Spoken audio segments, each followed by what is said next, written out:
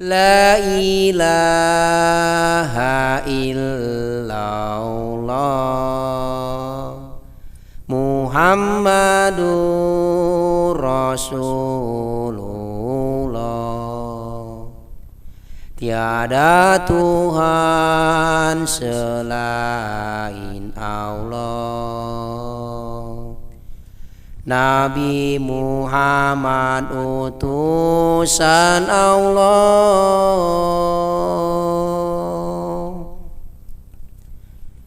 Kami anak wakafina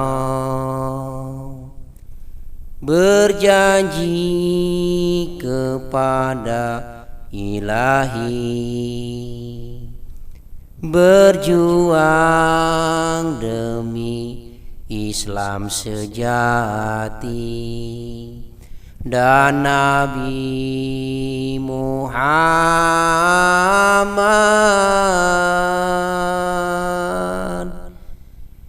La ilaha illallah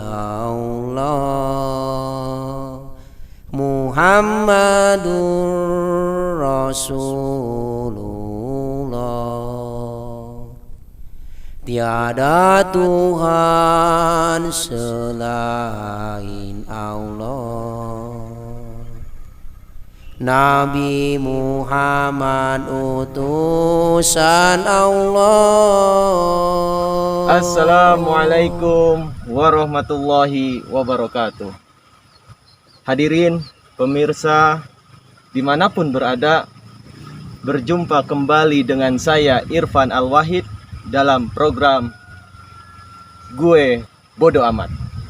Nah, di episode kali ini bersama saya telah hadir seorang narasumber yang datang jauh dari Pulau Seberang ya, yaitu Makassar, Sulawesi Selatan. Barangkali pemirsa di rumah ada yang tahu ataupun ada juga mungkin yang tidak tahu karena dia memang bukan artis ya, baru lulusan SMA saja. Baik, kita sapa beliau. Assalamualaikum Wais. Waalaikumsalam Pak. Wah, gimana kabarnya? Alhamdulillah Pak, baik. Boleh dilepas barangkali nanti ngap. Walau bagaimanapun kan Wais sudah di swipe kan ya? Sudah Pak. Iya, alhamdulillah. Sehat berarti ya? Sehat Pak. Iya. Datang dari Makassar tanggal berapa? Hari apa? Datang dari sana tanggal 21 hari Senin Pak. Tanggal 21 hari Senin. Oke. Sendiri? Sendiri Pak. Luar biasa. Nah, anak saya manggil sebentar ya. Apa, Burhan? Ya, oke. Ini bebas aja ini. Ini enggak seperti podcast-podcast yang lain ya. Ini ada gangguan anak ya. Itu anak saya Burhan. Nah, Wais datang hari Senin. Senin ya? Iya Pak. Nah, itu melalui pesawat apa? Kemudian maksudnya mau ke Wanasigra itu mau apa? Nah, bisa jadi dijelasin Is. Silakan Is. Jadi saya datang ke sini ya sebenarnya mau ambil barang-barang juga Pak, mubazir soalnya kalau nggak kepake lagi kan. Sebentar, Bapak koreksi katanya. Mubazir. Iya Pak. Oke, lanjut terus. Mubazir Pak. Nah, Kalau misalnya saya buangkan atau dibakar kan, oh. kan sayang. Iyalah. Ya udah, Apalagi ada baju ya, selimut Iya, ya. banyak sebenarnya. Jadi ya kesini dulu lah ngambilin Ya, ya. barang. Itu kemarin naik pesawat Citylink. Citylink. Iya Pak, kebetulan cuacanya buruk Pak. Waduh, gimana tuh buruknya? Jadi awannya bukan putih lagi Pak, udah tebel agak abu lah. Berarti ada turbulensi ya, Iya Pak. goncangan-goncangan. Iya. Wah, itu biasanya banyak zikir tuh. Astagfirullah, astagfirullah, astagfirullah.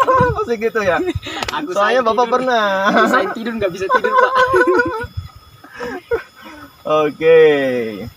Menarik. Datang jauh-jauh dari Makassar ke Al-Wahid hanya untuk ngambil barang ya. Sebelum langsung ciao ya. Iya Pak. Nah, oke. Bapak dapat info nih. Wais itu pertama kali dari cabangnya yang akan masuk ke Jamiah. Wes, luar biasa itu. Cabang mana? Boleh ceritakan. Dari cabang Parepare Pak. Parepare? Iya Pak. Parepare itu masih Sulawesi Selatan. Iya Pak, Sulawesi Selatan. Kira-kira ya sebenarnya 4 jam sih, kayaknya kurang lebih dari Makassar. Makassar.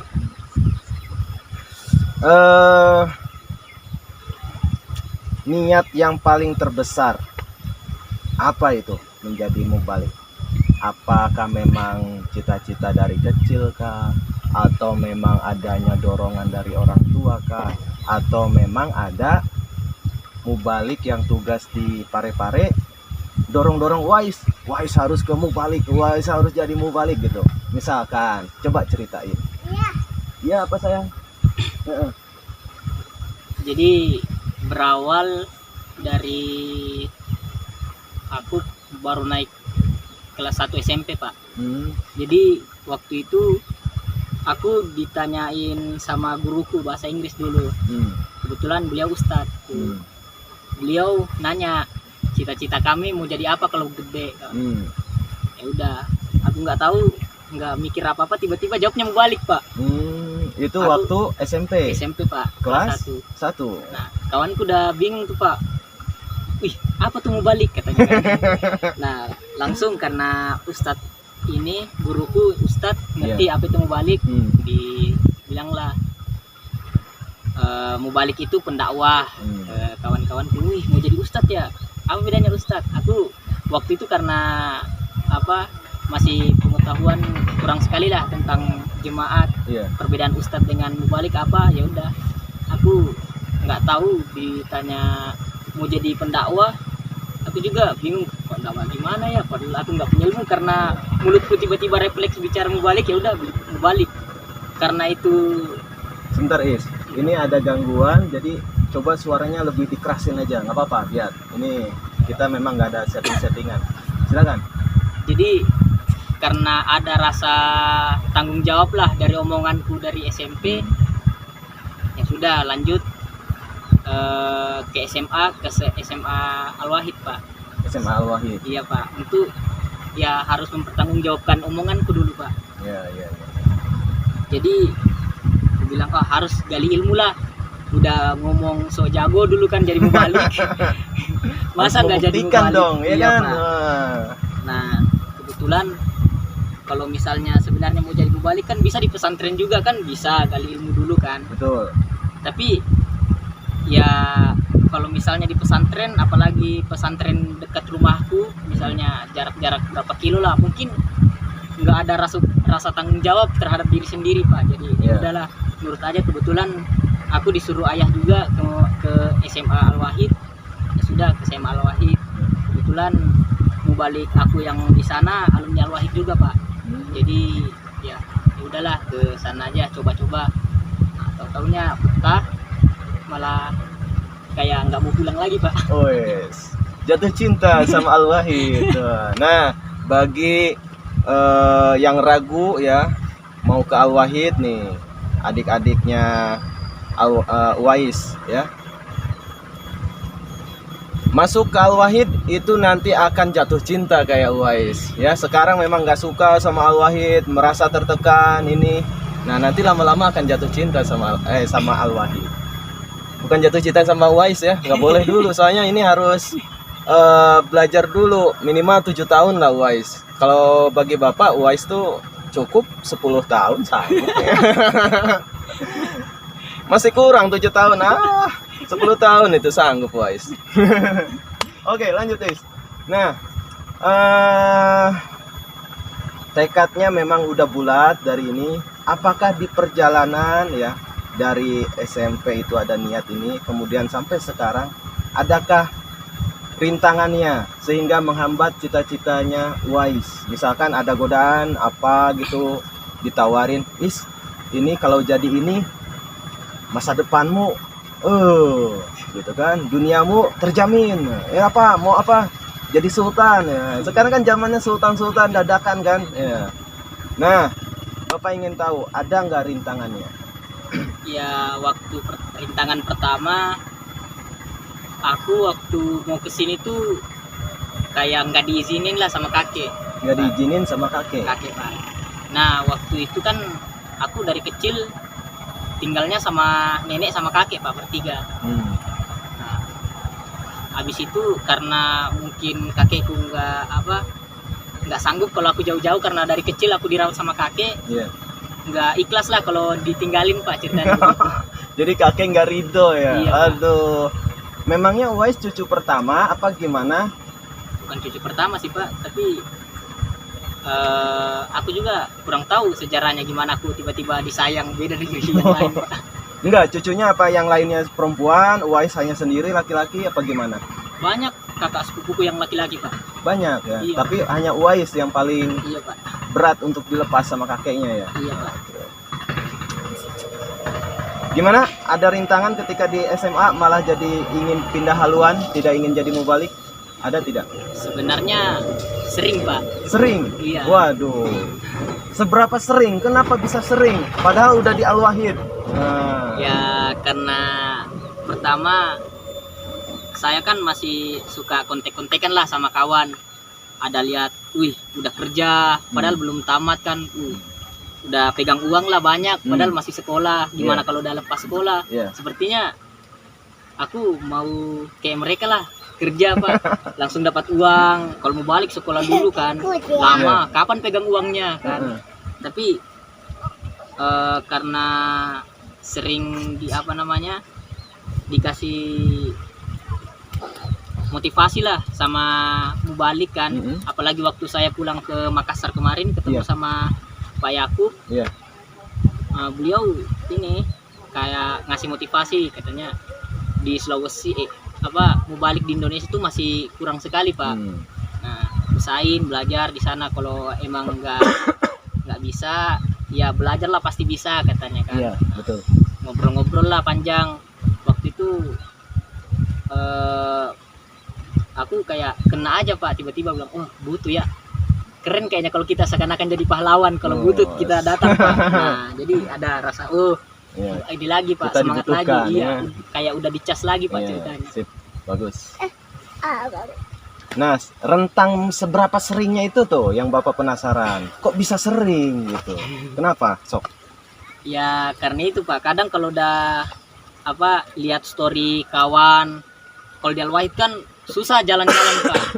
Jadi ada beberapa kali kita Awas pikir kena kamera ya. kayaknya bagus juga kalau sekolah di umum aja Pak, di SMA negeri bisa jalan-jalan kemana-mana sama kawan. Kalau Al-Wahid paling di asrama Pak, paling ada keperluan baru bisa ke Garut. Itu pun harus izin dulu, harus ada parafnya Pak Mubalik kan.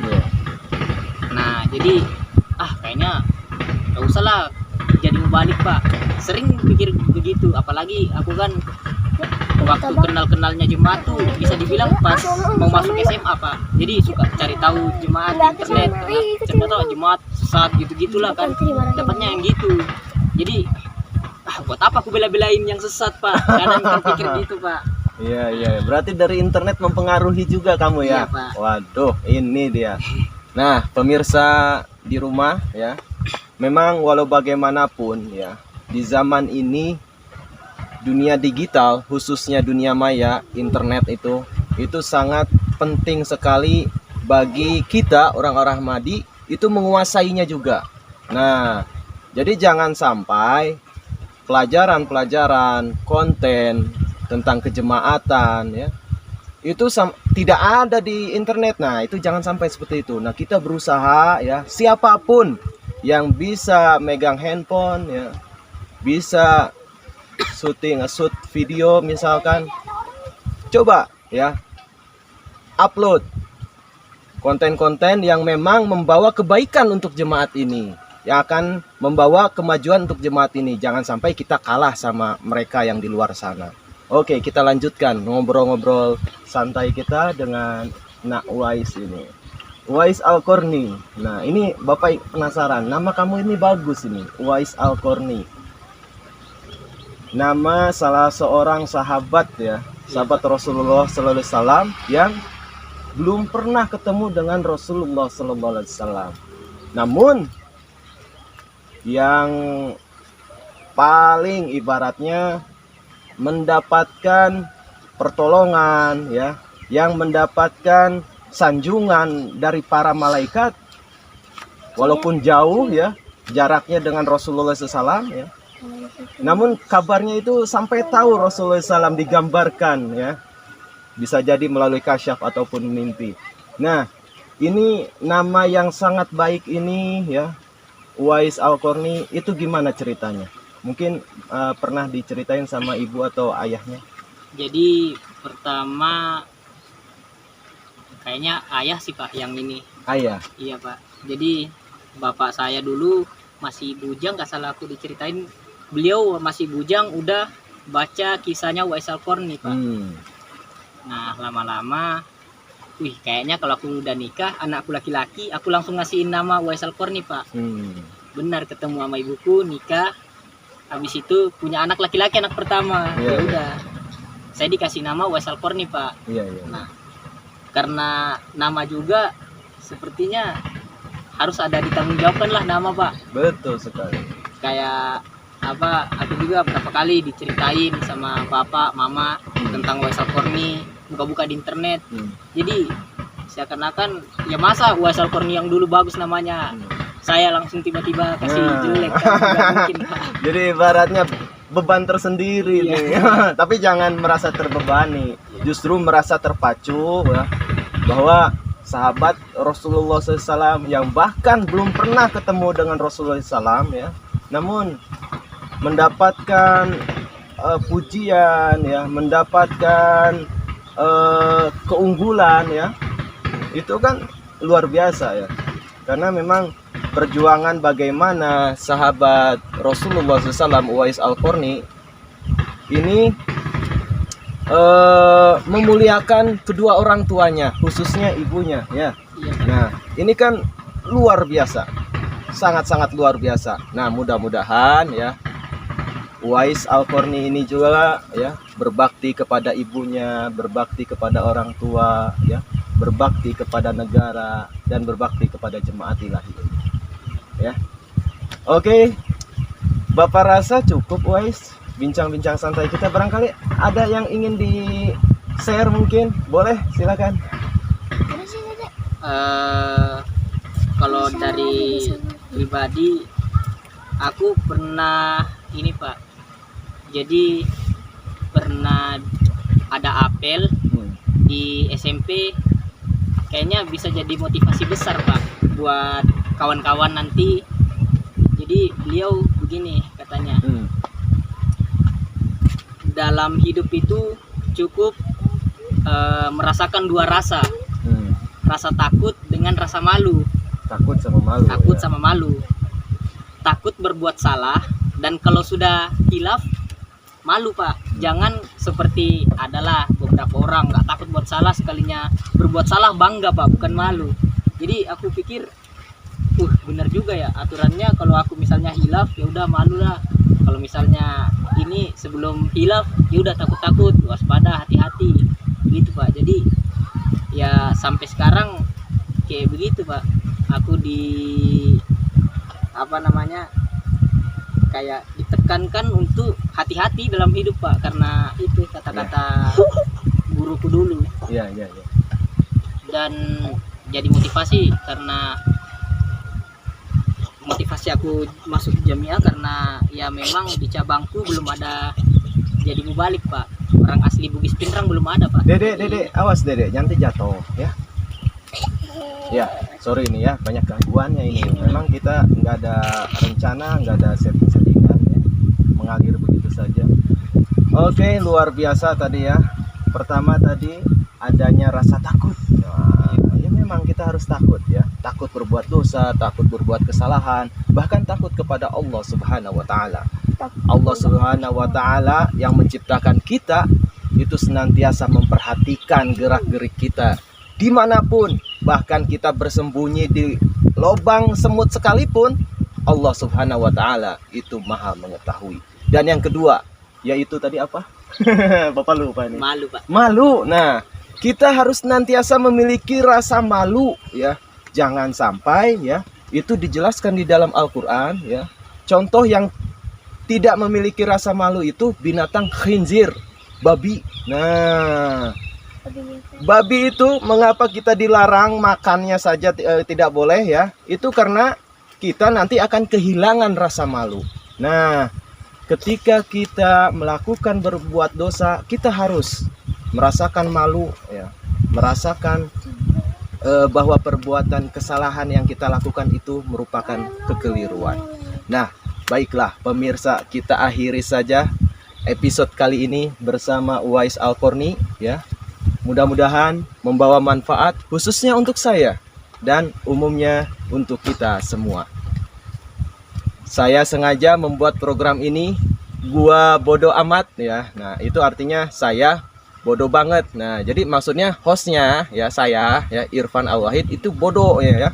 Jadi sangat bodoh ya. Sangat tidak memiliki ilmu ya.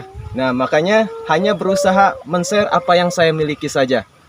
Karena apabila saya merasa bahwa saya memiliki ilmu sedikit saja ya, maka itu sudah memiliki rasa kesombongan. Nah, itu yang dibenci oleh Allah Subhanahu wa taala. Makanya sengaja saya namakan program ini Gua Bodoh Amat ya, agar saya merasa bodoh ya, sehingga terus-menerus belajar, terus-menerus menuntut ilmu dari siapapun, termasuk dari anak murid saya ini ya. Angkatan berapa Wais itu? Angkatan 19 di SMA Plus Al-Wahid ya. Memang anak didik saya di Al-Wahid. Mudah-mudahan apapun yang kita bicarakan tidak ada yang merasa ketersinggungan ya. Mohon dihindarkan bapernya ya.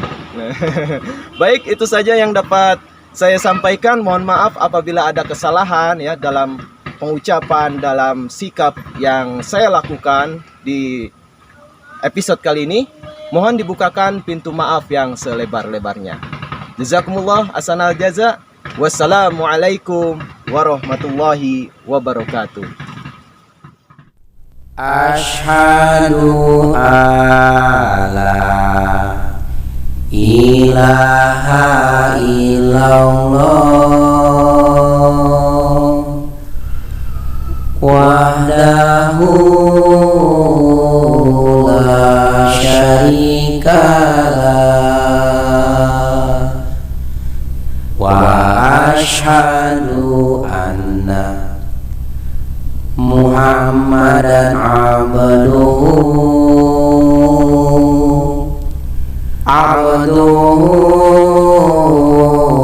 wa rasuluhu. Dicaci maki dan dihina, dikafirkan, disesatkan, itu semua pernah terjadi di zaman Imam Ali. Dikejar-kejar dan diusir, disakiti, disyahidkan. Itu semua pernah terjadi di zaman Nabi Muhammad. Ingatlah selalu pesan Nabi Muhammad dan nasihat dari Hazrat Ahmad. Kesulitan yang membuat Allah suka lebih baik daripada kesenangan yang membuat Allah murka.